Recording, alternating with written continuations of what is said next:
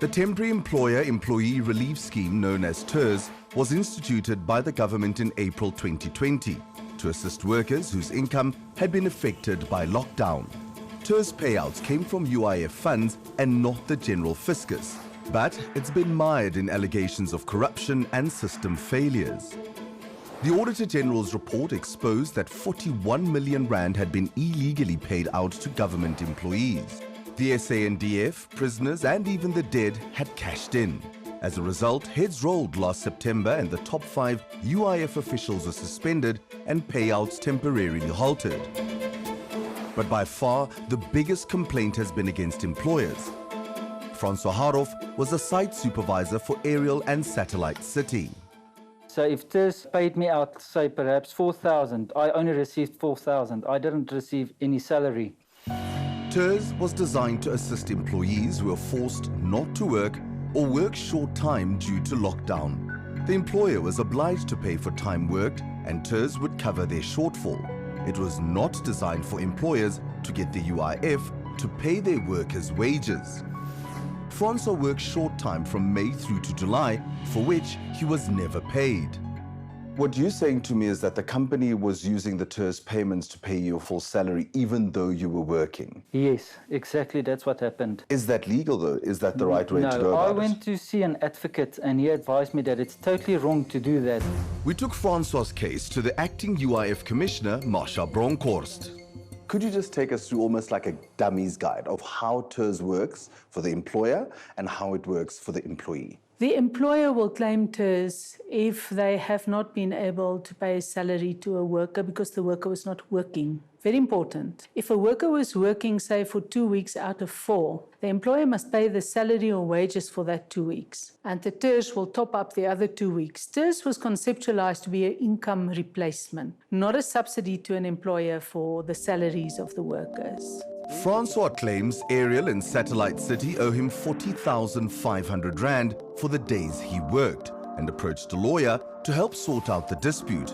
But instead, he was dismissed and awaits the CCMA hearing. I'm so far behind, I can't catch up on my payments at this stage. I've got a small daughter that I need to pay school fees and stuff, so no, it's very hard for me.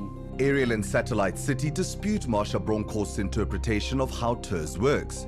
They said that TERS could be applied as the first payment towards the remuneration for work performed by an employee. They claimed that this interpretation of TERS was based on advice received from the UIF call center in May 2020 and statements made by the president at the beginning of lockdown. Their records also differ on the amount of hours Francois worked, which will be settled at a CCMA hearing. All these people worked for Peter Wessels at his 3 filling stations, Honeydew, Blegauri and Sundowner in Johannesburg. Nompumelelo Dube was a petrol attendant at Honeydew filling station and spoke for the group. We have to work either 1 day a week or 2 days a week. Earning 31 rand and 53 cents an hour, she only managed to bring in just over 2,000 rand in April. As the sole breadwinner for her family, she was struggling to get by. In May, she went online and saw her TERS payment of 4,027 rand. Others did the same and started asking their supervisor when they could expect their TERS money. And then in June, people started panicking now because the other garage was totally closed, which is in Blegauri. And us decide we could only work a day a week or 2 days a week. So it was very, very difficult for us to make ends meet. And then we started communicating with other people from the other stations, of which we found that nobody has been paid the money. In April last year, some workers gathered here to find out from management what was happening with their TERS payments. They were accused of striking and intimidating the customers at the service station. At the confrontation in June, the financial manager said the reason no one was paid was they hadn't received TERS for everyone, so they felt it would be unfair to pay out. They then agreed to pay the TERS for those who they had received money for, but first subtracted their wages. Some only received only 54 rand of their 3,000 rand TERS money. If the employer had the benefit of an employee working for him for 2 weeks, 3 weeks, he must pay the wages. The TERS money pays the difference, the top up, where there was no income by an employee. For their 4 businesses, they claimed a total of 250,727 Rand for April. The workers' payslips show they received only 54,804 Rand, erroneously retaining the lion's share of 195,921 Rand for the company. If the employer is then keeping that money, what should happen to it? It should be refunded to the UIF, and with great speed, because we've started with our project to follow the money, and all employers that are guilty of fraud, corrupt activities will be prosecuted. Nompumelelo, along with 17 others, were fired for striking illegally that day, and for 9 months have struggled to get the UIF forms completed correctly by the company. I would like to see the company paying for what they did wrong to people, because they don't treat their workers properly. Claiming ignorance of how the TERS system worked, despite every company having signed the Memorandum of Agreement, the financial officer did a complete about-turn when confronted with our evidence. In an email, she wrote, "I will recalculate the TERS payment to the employees and make the necessary adjustments and effect payments accordingly for employees still employed. I will also refund the UIF where applicable and pay those who are no longer working here." She sent us proof a few days later. Since April last year, nearly 60 billion Rand has been paid out in the Temporary Employee Relief Scheme, or TERS, to 4.5 million people. But there's a huge backlog of payouts and system failures. Many are still waiting desperately for their first payment. Because I've been waiting for 9 months. Marley Kloppers represents 40 employees at a private school and has been struggling to get the first payout. The call centre of the UIF, they can't give you any information or any updates. So some of the staff members, their status says application processed on the 21st of December and has not been paid to date. And the rest of us applications are still not processed with no answers, nowhere to go. So what do we do? The foreign employees, despite being legally in the country and contributing to UIF, the U-filing system says they're not verified by either SARS or Home Affairs.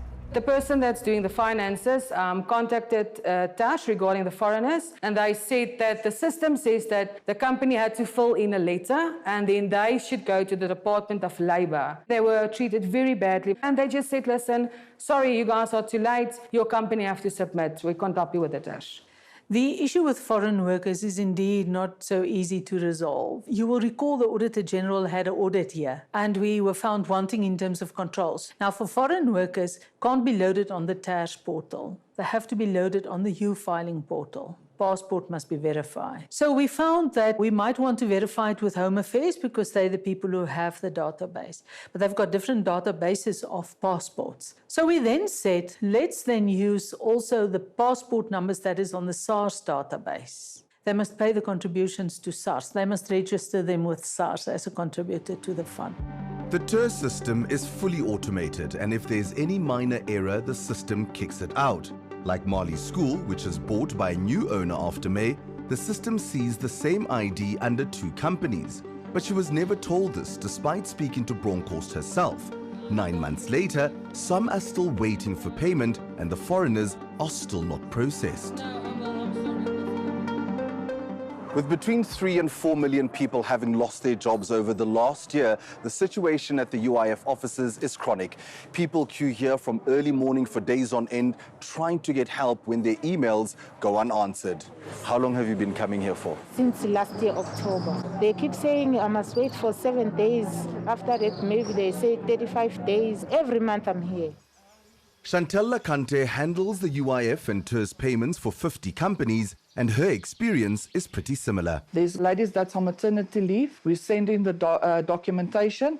It still says on the system, awaiting medical certificate and leave income. And have those been provided though? Yes, 20 times. Because what do you tell the client? Sorry, UIF is still waiting for this and this. But I supplied everything. Once you send the UI-19s in for the normal clients, then online support sends an email. We received your email, we'll get back to you. And that's it? That's it. How much is this impacting your business? It's a lot, because the people say, once we receive payment, we'll pay you. I've lost 3 companies with that. Marsha Bronkhorst admits the call centers are not equipped to answer any complex questions. This is the payment date that you see. After the initial wave of fraud, they stopped all payments and revamped the system, which has caused endless problems and backlogs. Another major holdup is if the UIF registration is even slightly different to the bank account name, the system kicks it out. One of the things that seem to be a problem is the integration of system, where is Home Affairs not speaking to the Labour Department, is UIF not speaking to the banks? Yeah, the Department of Planning, Monitoring and Evaluation in the Presidency have started with a project of integrating all government systems. I think that is what we can learn from COVID, is to see that government systems were fragmented, and we're going to roll out this project now. Or they're busy with it, we're part of that project. TERS has been extended to the end of March, but many are asking if the overburdened department can cope with this new level of complexity. This is a pandemic. I understand that they were overwhelmed. The system was not prepared. This was quick. I do get that. At the end of the day, this has been almost a year now. So I feel that they could employ new people. They could have done something to support the people of South Africa for sure.